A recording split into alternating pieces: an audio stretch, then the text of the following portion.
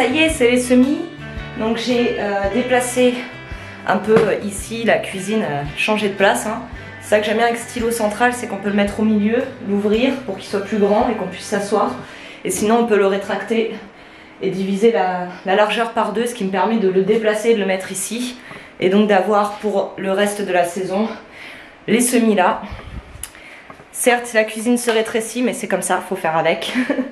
Et puis le changement, ça a du bon. Et j'ai rangé ici toute la véranda, retiré tout ce qui traînait pour pouvoir remettre une deuxième table à semis ici. Alors par contre, on a actuellement, j'ai mis la station météo hier, on a actuellement 11,5 degrés là dans la pièce.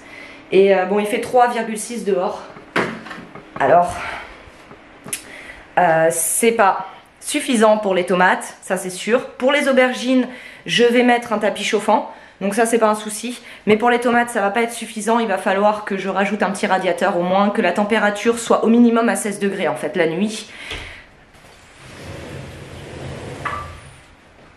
Mais dans cette partie de la véranda, donc je ferme entre les deux côtés. Ce qui fait que dans cette partie, il va faire beaucoup plus frais, mais c'est pas grave parce que c'est là où je vais mettre les semis de laitue, blettes, ce genre de choses qui ne demandent pas vraiment de chaleur. J'ai ramené tout ce qu'il me faut, donc un grand bac pour pouvoir mélanger ma terre et mon eau, un seau d'eau, il y a de l'eau tiède dedans, du robinet donc, j'en mets qu'une petite partie, en fait de l'eau chaude du robinet que je mélange à l'eau du puits qui est bien froide pour éviter qu'il y ait un choc et surtout que les semis partent trop fraîches pour avoir une bonne germination en fait. Donc je rajoute un peu d'eau du robinet qui est chlorée évidemment, mais j'en mets une petite quantité pour tiédir l'eau.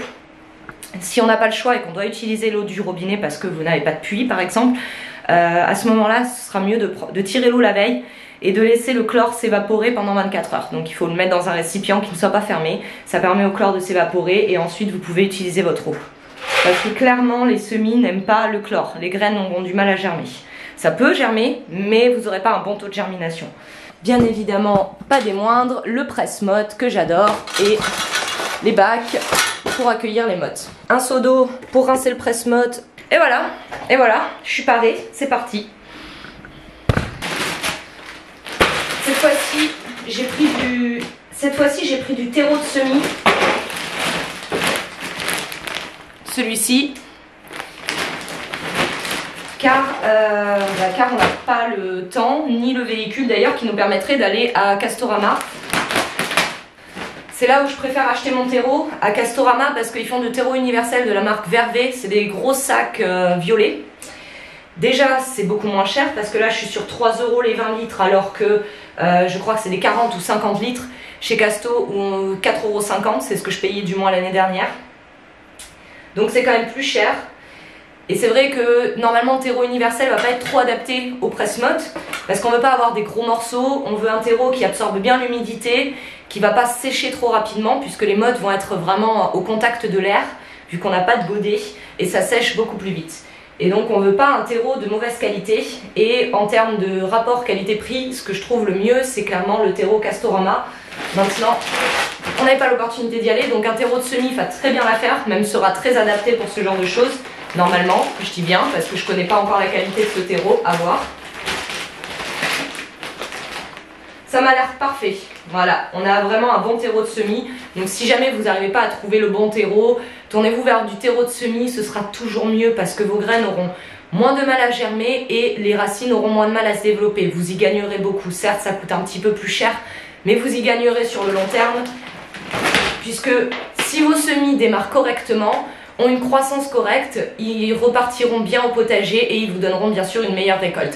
Les plants qui galèrent trop durant la croissance vont certainement donner des plants qui seront assez médiocres. Même si c'est comme tout, vous pouvez très bien négliger certaines plantes et elles vont être au top au potager, elles vont bien se porter et parfois même mieux que celles que vous aurez choyées. Mais le fait est que c'est pas la règle, voilà. Il va être très très bien ce terreau. Finalement en plus, c'est vrai que même si ça coûte un petit peu plus cher, ça m'éviterait d'avoir à demander à chaque fois à Renault. Parce que, alors, je ne conduis pas sur l'autoroute. Ça c'est vraiment, je suis un boulet pour la voiture. Renault c'est mon chauffeur, voilà.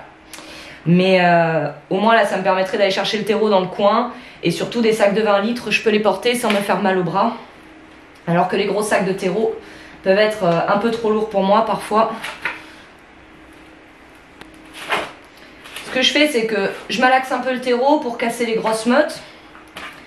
Et ensuite, l'important pour avoir de belles mottes, ça va être le taux d'humidité du terreau.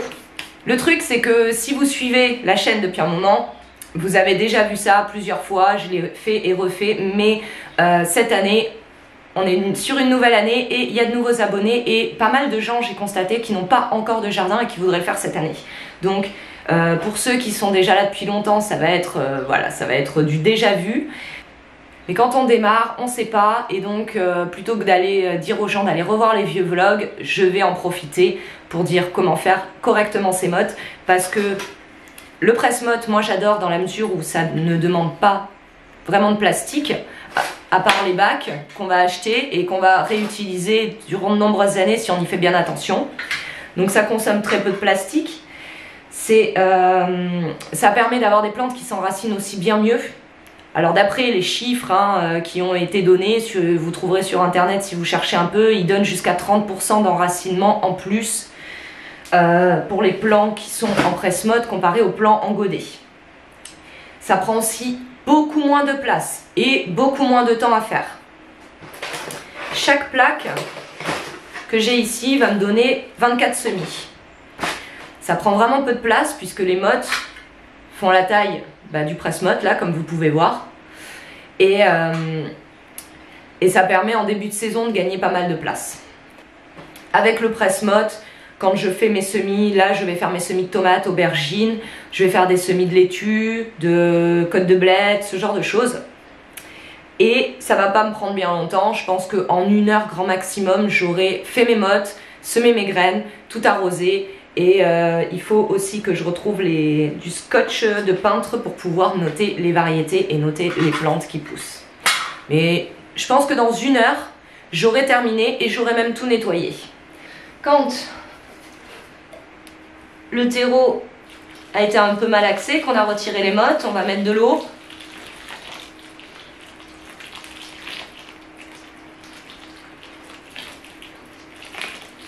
Voilà. Si vous mettez trop d'eau, il suffira de rajouter un peu de terreau. Si vous ne mettez pas assez d'eau, il suffit d'en rajouter. Là, il n'y en a pas assez, clairement.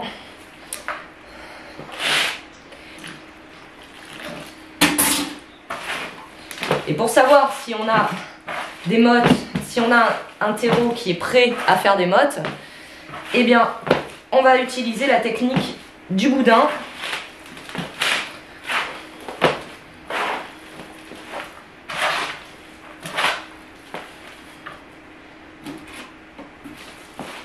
Alors par contre, ce que je réalise maintenant, c'est que le terreau était encore dans le coffre de la voiture où il fait vachement froid, donc il est quand même assez froid.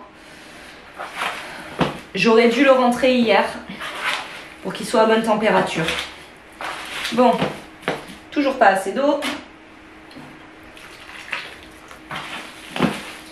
Donc maintenant on va faire le test. Est-ce qu'on a un terreau suffisamment humide ou trop humide? Alors, on prend un peu de terre dans la main, on forme un boudin, on serre bien, ça doit couler, l'eau doit couler et le boudin doit se tenir. On a un terreau qui est prêt pour faire des mottes. On prend le presse-motte, on arrive au milieu, on va remplir le presse-motte.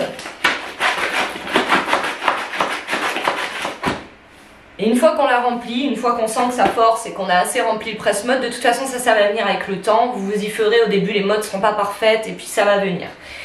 Alors, une fois qu'on a rempli le presse-motte, on va le tourner sur lui-même.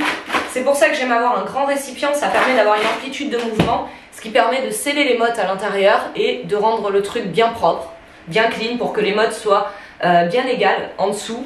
Ça évitera que certaines mottes dépassent des autres et qu'elles s'assèchent plus vite aussi.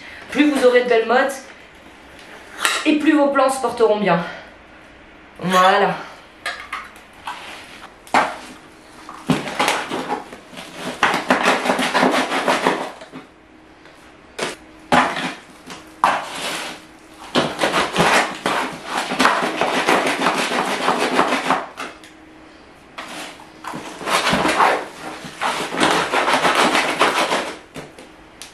Et là, je commence à avoir des mottes qui sont un petit peu moins jolies, ça colle, donc il est temps de rincer le presse-motte.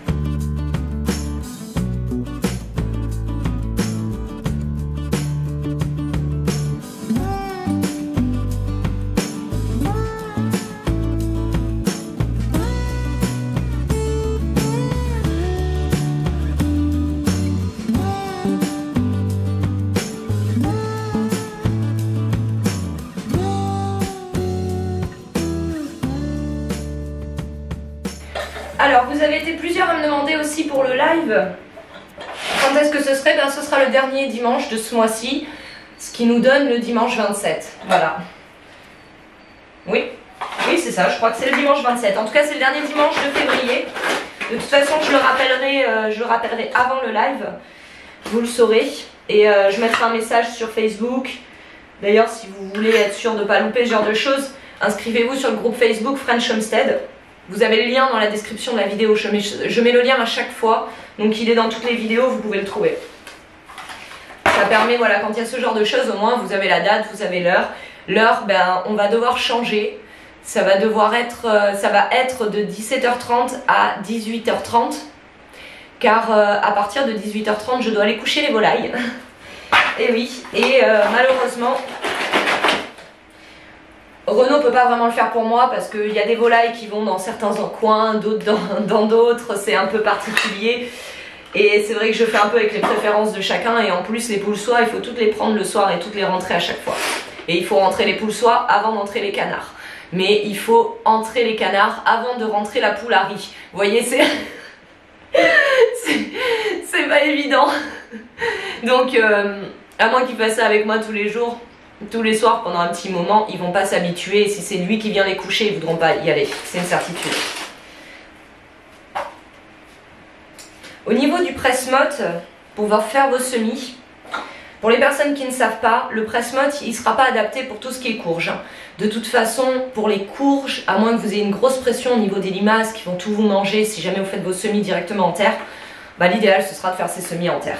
Sinon, il faudra prendre des godets ou des poches à semis comme moi j'utilise, mais là les poches à semis c'est un peu compliqué à trouver ces derniers temps, ils en ont plus donc on m'en a demandé, j'ai regardé, je n'en trouve plus. Donc des godets pour les courges par exemple, pour tout ce qui est légumes qui vont pousser très vite et qu'il va falloir repiquer et qui vont devenir gros aussi, qui font de toutes les grosses graines qui donnent de grosses plantules, parce que si la graine est grosse, la plantule sera grosse, si la graine est petite, la plantule sera petite. C'est toujours équivalent. Donc pour tout ce qui est grosses graines, c'est pas très adapté. Maintenant, on peut quand même utiliser les mottes pour faire, pour démarrer les concombres, les cornichons. Je sais que certaines personnes utilisent le presse-motte pour démarrer les haricots, mais moi j'ai jamais eu vraiment de succès à ce niveau-là. Et les haricots préfèrent en général être semés directement en terre. Et pour ce qu'on peut semer en terre, il vaut mieux le faire de cette façon, puisque ça vous évitera déjà de consommer du terreau, de consommer des godets, de consommer aussi du temps, parce que ça demande du temps et qu'après il faut s'en occuper. Si vous faites un maximum de semis en terre, vous gagnerez du temps et vous gagnerez de l'argent.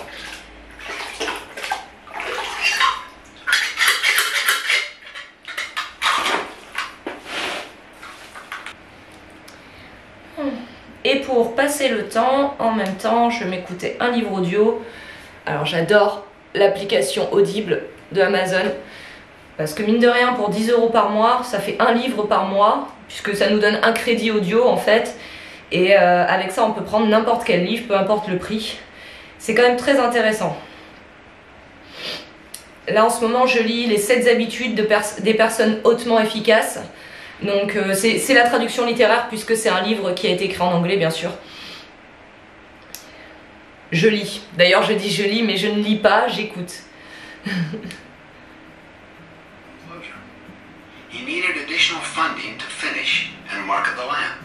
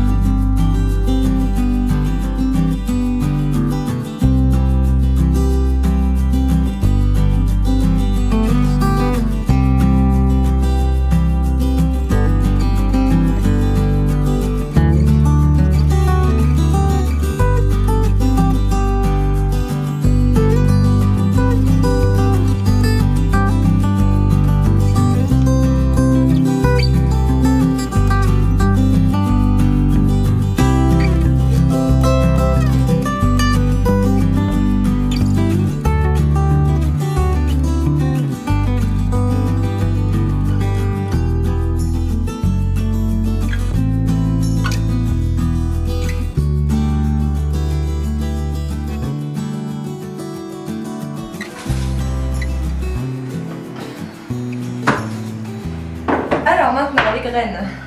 J'ai des tomates en mélange, ça c'est les tomates cerises. Je vais pas les faire maintenant parce qu'on est début février, je vais les planter au potager en extérieur, donc ce sera pas avant le 10 mai. Je vais laisser jusqu'à mars.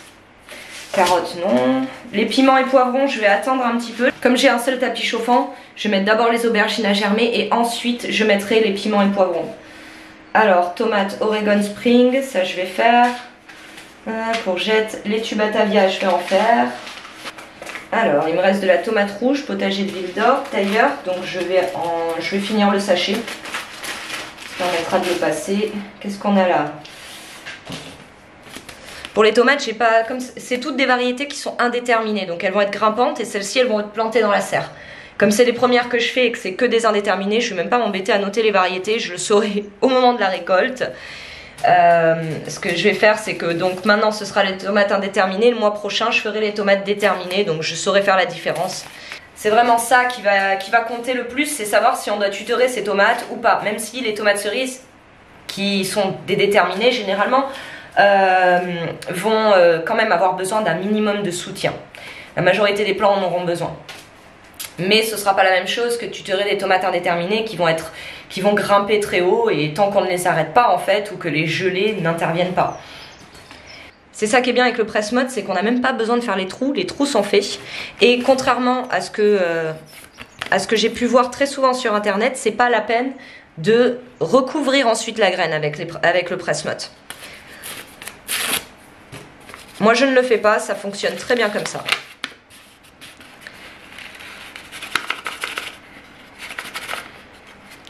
Alors là, je nous mets de la tomate, c'est de la Oregon Spring, donc une variété américaine qui est très précoce et m'avait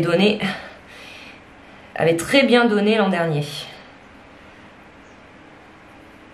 Une seule graine par trou, puisque c'est des grosses graines, on peut se le permettre. Quand c'est des laitues, c'est un peu plus compliqué. Maintenant, la tomate Popovich. Alors ça c'est une variété de Sibérie, adaptée aux régions fraîches et saisons courtes. Je sais que nous ici on a des saisons longues et chaudes, donc je m'attends pas à avoir une énorme récolte durant la période chaude. notamment juillet-août. Je pense que ça va donner très bien en début de saison et très bien en fin de saison justement. Ça permettra d'avoir des plants qui, voilà, qui se succèdent un peu. Je sais que les variétés russes, j'aime bien les utiliser pour cette raison. Et si vous êtes notamment dans l'est de la France, comme mes beaux-parents en Franche-Comté par exemple, où les saisons sont relativement courtes, les variétés russes sont très bien adaptées pour la plupart.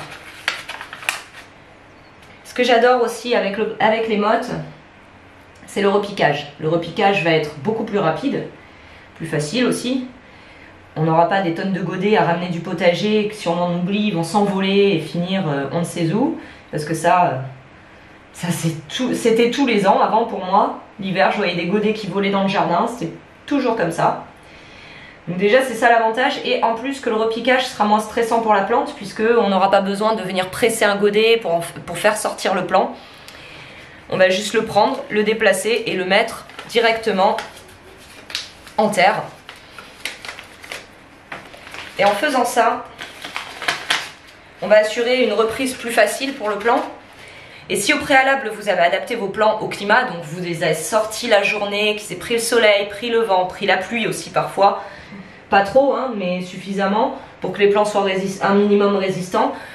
Donc quand on vient pour les repiquer, si on les a bien acclimatés avant, c'est simple, hein, les plantes, elles voient pas la différence. En acclimatant correctement les plants et en les semant en presse-motte pour les repiquer au potager, on va en fait gagner du temps et on va avoir des récoltes qui seront aussi plus précoces puisqu'il n'y aura pas cette phase après le repiquage où la plante est légèrement en train de lutter, a besoin d'un peu de temps pour se remettre et pour repartir. Là, ça va être immédiat quasiment, donc on va gagner du temps. J'en étais où? Ouais, voilà. Donc ça, ce sera les variétés qui iront dans la serre pour moi. Toutes les tomates cerises iront dehors et ces variétés-là iront dans la serre. Donc ça nous fera 72 plants de tomates en serre et le reste en extérieur. Je vais aussi faire des piments et des poivrons en extérieur cette année. Enfin, si le temps veut bien nous offrir voilà, ce genre de fruits en saison, parce que l'année dernière, 2021 a été une saison une année très très humide, il a fait que pleuvoir. Donc on a tous vu le problème du mildiou chez nous. J'espère que cette année ce sera pas le cas. Comme Renaud appelle ça, le midediou. Il me dit toujours, t'as chopé le midediou. Alors des blettes, j'en ai assez. Alors maintenant aubergines. Donc les aubergines, je vais les mettre sur le tapis chauffant, il faut que j'aille le chercher. J'ai mis le tapis en place, je mets quand même un... D'ailleurs, est-ce qu'il chauffe? Ah oui, il chauffe, ça y est.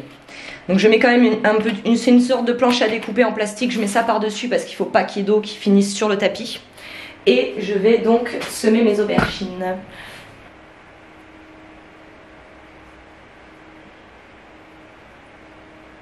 Alors les tomates cerises poire jaune, comme celle-ci, je vais les semer finalement parce que j'en ai déjà fait plein de fois et effectivement c'est une variété indéterminée. Donc je vais la semer maintenant puisqu'elle va aussi aller dans la serre. Donc il va falloir que je choisisse puisque je comptais pas mettre une centaine de plants en serre cette année. Mais je sélectionnerai les meilleurs plants à mettre en serre au moment des plantations. Donc pour la serre ça va être à partir de mi-avril que je ferai les plantations je pense. On a mis ce râleuse là qui est derrière. Regardez là.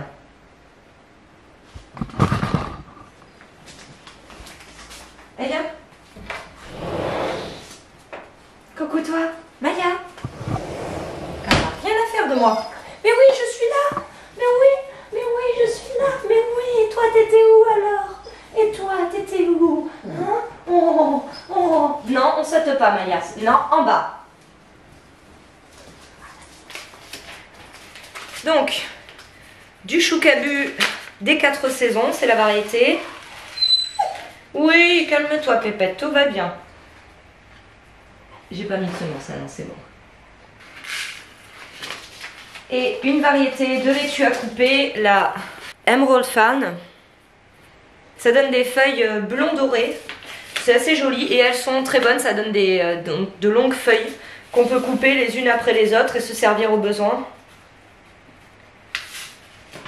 Voilà, donc on a 2 variétés de laitue, 4 variétés de tomates, des côtes de blettes et une variété de chou cabu. C'est déjà ce que je vais semer aujourd'hui, ça suffit pour maintenant. Je vais refaire des semis, je pense, d'ici une semaine maximum, je vais en refaire d'autres.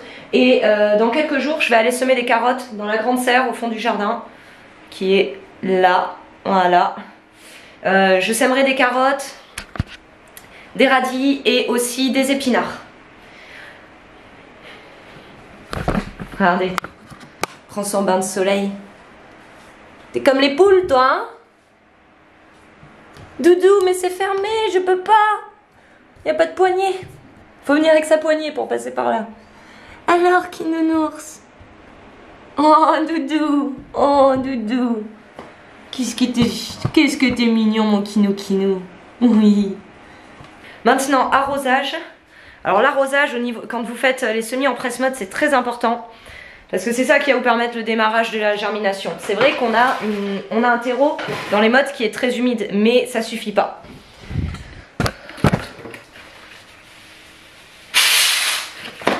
Ah oui, d'accord. La pression avait jamais été retirée.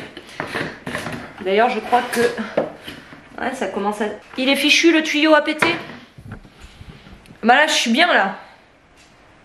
Bon, ça se vide partout par terre, mais si je pompe en même temps que j'arrose, ça devrait le faire. En tout cas, ce qu'il faut quand vous arrosez vos modes, c'est remplir le trou pour que la graine vienne se coller bien au fond, soit bien humide. Vous remplissez le trou d'eau et ensuite vous laissez sécher. Vous pouvez réarroser normalement par la suite. C'est en train de se vider par terre, ça me fait une grosse flaque.